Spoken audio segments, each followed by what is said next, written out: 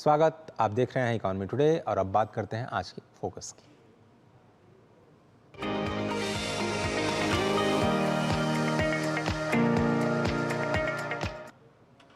और हमारा आज का फोकस है स्टेट ऑफ द इकोनॉमी। अगस्त माह की आर्थिक समीक्षा जारी की गई। अप्रैल जून तिमाही में भारत सबसे तेज रफ्तार अर्थव्यवस्था बना है और विकास दर 6.7% पर नजर आई है।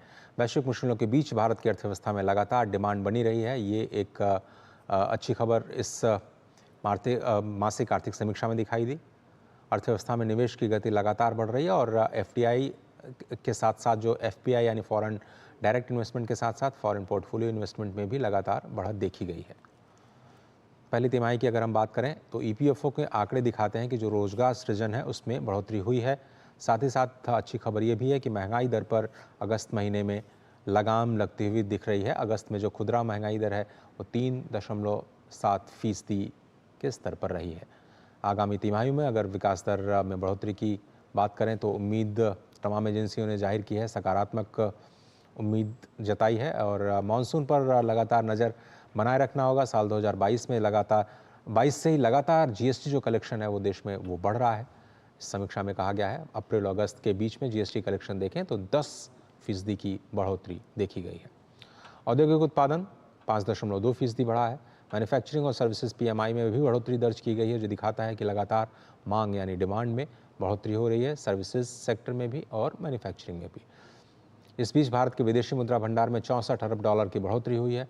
देश का विदेशी मुद्रा भंडार अब 11 महीने के आयात के बराबर पहुंच चुका है और रिजर्व में ये बढ़ोतरी रूस, चीन, जापान और स्विट्जरलैंड जैसे देश जो कि फॉरेक्स रिजर्व काफ़ी बड़ी मात्रा में रखते हैं, परसेंटेज टर्म्स में देखें तो भारत ने सबसे ज़्यादा ग्रोथ किया है।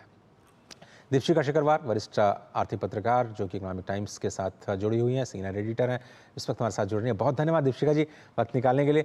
स्वागत है आपका इकोनॉमी टुडे में। सबसे पहले तो ग्रोथ रेट की ही बात करें।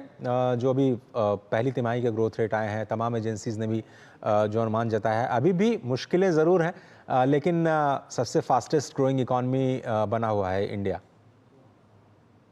जी बिल्कुल। अगर आप प्रोजेक्शंस देखें अजय, और डोमेस्टिक प्रोजेक्शंस ना भी देखें, विदेशी जो जितनी भी एजेंसीज हैं, जो आंकड़े उनसे आ रहे हैं वो अर्थव्यवस्था को देख काफी स्ट्रांग देखते हैं।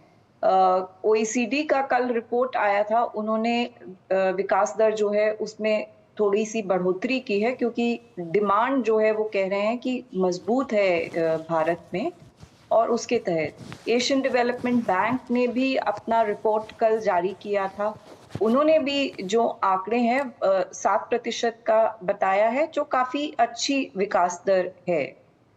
तो ओवरऑल जो इकोनॉमी और पहली तिमाही जो थी उसमें थोड़ा सा स्लो डाउन हुआ था पिछले तिमाही से, जी जी। बट वो इस वजह से था क्योंकि चुनाव की वजह से सरकार का जो खर्च था वो काफी धीमा हो गया था। हम्म। और अब जैसे सरकार का खर्च बढ़ेगा, और मॉनसून इस बार अच्छा हुआ है, हालांकि कई जगहों पर बारिश थोड़ी ज्यादा हो गई है, उसका असेसमेंट अभी नहीं हुआ है, लेकिन अगर आंकड़े जिस तरह से जो बता रहे हैं तो फसल से उम्मीद है कि वो अच्छी रहेगी और उससे जो रूरल इकोनॉमी है, ग्रामीण क्षेत्र की अर्थव्यवस्था है, उसको बहुत मजबूती मिलेगी।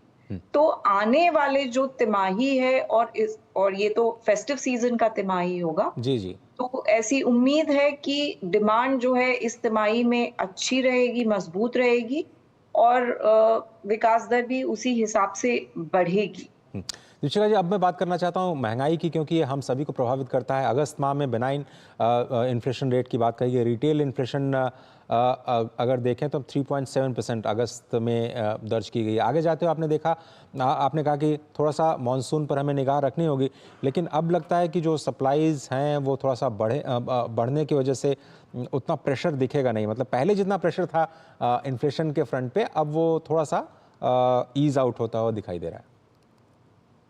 हाँ, ऐसी उम्मीद की जा रही है कि मॉनसून अच्छा रहा है, और अगर आप देखें भारत में जो रिटेल इन्फ्लेशन है उसको ज्यादातर जो है वो खाद्य पदार्थ जो है उनकी वजह से बढ़ता है।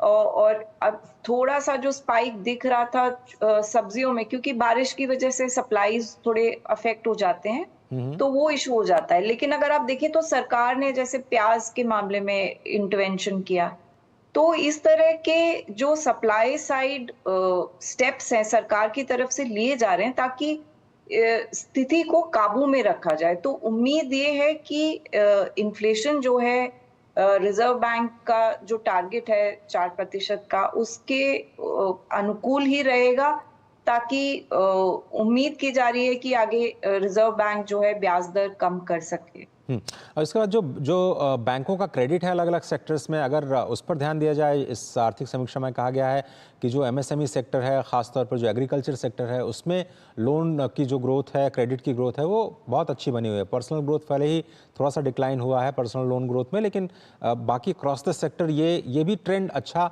है। ये जो ट्रेंड है क्रेडिट का, वो क्या दिखाता है दीपशिखा जी? देखिए, क्रेडिट जो है कृषि से उम्मीद की जा रही है कि खरीफ अच्छा हुआ है, खरीफ की सोई जो खरीफ की बुआई है वो अच्छी हो रही है। तो ये उम्मीद की जा रही है कि जो कृषि क्षेत्र है उसकी जो विकास दर है, उसकी जो प्रोडक्टिविटी है वो अच्छी रहेगी। और पर्सनल लोन्स की आपने बात की, तो पर्सनल लोन्स में जिस तरह की बढ़ोतरी देखी गई थी, उसके ऊपर थोड़ी-सी चिंता व्यक्त की जा रही थी रिज़र्व बैंक की तरफ से, और उसी के तहत थोड़ी-सी उसमें प्रोविज़निंग और वो सब नॉर्म्स में बदलाव किया गया थोड़ा-सा, तो उसका असर थोड़ा है। तो वो एक जो असर है, वो ऐसा नहीं है कि वो धीमा हो गया है, उसको धीमा करना चाह रहा था रिज़र्व बैंक, तो इसलिए धीमा हुआ है। पर ओवरऑल जैसे अगर आप देखें, इन्वेस्टमेंट देखें, और जो आंकड़े हैं वो दर्शा रहे हैं कि डिमांड तो मजबूत है ही, लेकिन इन प्राइवेट निजी क्षेत्र में जो निवेश है वो आसार है कि वो पिकअप करने लगा है। तो ये एक अर्थव्यवस्था के लिए एक बहुत अच्छा इंडिकेशन है। ठीक है दीपशिखा जी, बहुत धन्यवाद। वक्त मेरे पास इतना ही है, लेकिन कुछ चैलेंजेस भी हैं जिन पर हम चर्चा करना चाह रहे थे। फिलहाल आपका शुक्रिया इकॉनमी टुडे में आज जुड़ने के लिए और अपनी राय रखने के लिए। और आज विश्व पर्यटन दिवस भी है। पर्यटन के जरिए न सिर्फ सांस्कृतिक बल्कि आर्थिक स्थिति पर भी इसका असर पड़ता है, और ख़ासतौर पर जो फोकस है सरकार का वो स्पष्ट दिख रहा है। एक रिपोर्ट के मुताबिक देखें तो भारत का जो पर्यटन क्षेत्र है साल के अंत तक करीब करीब 40 मिलियन रोजगार पैदा कर सकते हैं, यानी 4 करोड़ लोग इसके साथ जुड़ सकते हैं। साल 2025 की हम बात करें तो 4 करोड़ 23 लाख के आंकड़ा ये पहुंचने की उम्मीद है। तो काफ़ी ज़्यादा संभावनाएं हैं इस को लेकर के, और ये भी इम्पॉर्टेंट है। और अब आपको चलते चलते कारोबार जगत की दूसरी खबरों के साथ छोड़े जाते हैं। पूरी इकॉनमी टुडे की टीम को दीजिए इजाज़त। नमस्कार।